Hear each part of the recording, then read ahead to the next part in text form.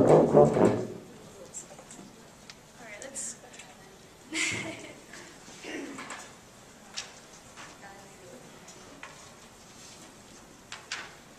You can run that again if you want. Just Yeah, if there's something you want to do. if I start it in 2, I tried it in 2 many times, but it's just, Well, the section we said it might work.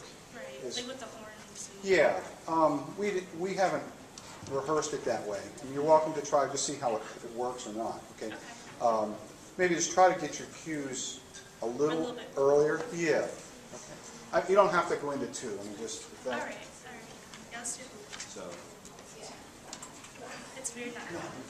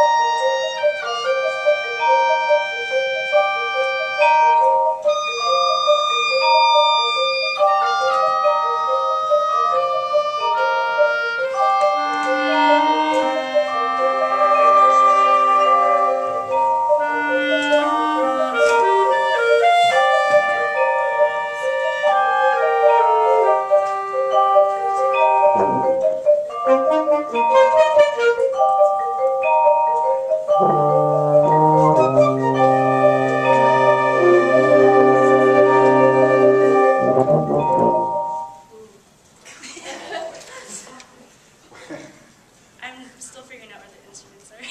I was looking for an oboe over here. That's all right.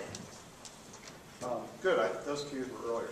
Okay. If it may help, I mean, they're playing this ostinato, and it's like, where are we? And are there any cues written in your part at all? Okay. One thing we might do is say, look, here's like, and Julie can, okay, where is that, and where is the measure? The other thing to do is maybe just kind of help them out, like a little bit of heads up. Like, here it comes. Okay, just you can signal with your eyes and with a facial expression. Okay, and they're not going like, oh my goodness, I don't want to play extra notes. So you might try to work with that just to see that here it is. Because it's not a big ending. It isn't. Right. It's not. It's so kind of give them a heads up, or whatever you're doing. You can work a signal. Say, when you see me go like that, that's your last minute. Okay. 2 from the end or something like that.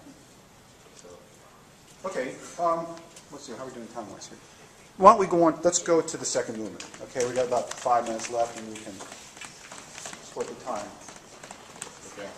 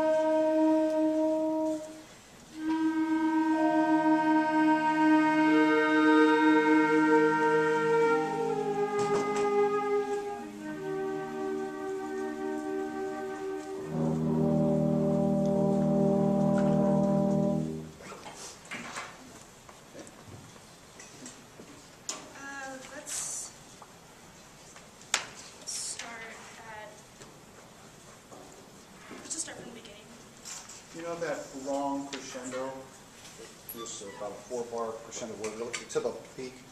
Why don't you see if you can work the left hand doing that, or at least make it grow through the size of the pattern. I have to start smaller. I Yeah, have to start bigger. right. Yeah, I mean, if you're going to do the left hand, then don't worry about making the right hand bigger. That just, Okay. okay, or, okay. I like what you're doing with, you're showing the 2-bar phrase, okay? And it has some flexibility. It doesn't have to be boom, boom, right in tempo. But I think they were following you on it really well. You may have to get eye contact a little sooner for that last low brass. They did come in, but try to get their eye contact, boom, and then just, you breathe it, and they'll probably come right in with you. And then the fermata, just wherever you're holding it, if you go, that's a real quick cutoff. So take it in the kind of the tempo that you actually cued it. Okay. All right. There you go. Let's see what we got. You got a minute or 2 minutes. You need to run the whole thing, or just? Maybe just the ending. Okay, we'll try that. Where is that section? Can you get into that section with the long crescendo? It's about halfway through. I forget It's where right it after 17. Yeah, it's like 17. Is there a place to get into that from there to the end? This isn't that long. No. Is this? Yeah. Oh, yeah, it is 17. Yeah. Why don't you start at 17? All right.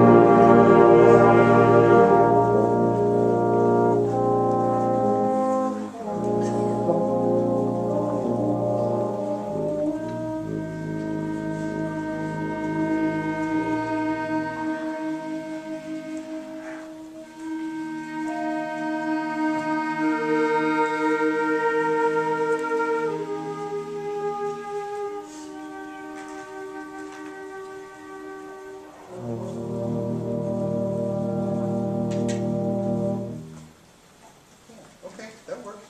Yeah, I think. I was like mixing Well, it. that takes some practice. It's like, all right, rub head, pat stomach. That's that kind of thing.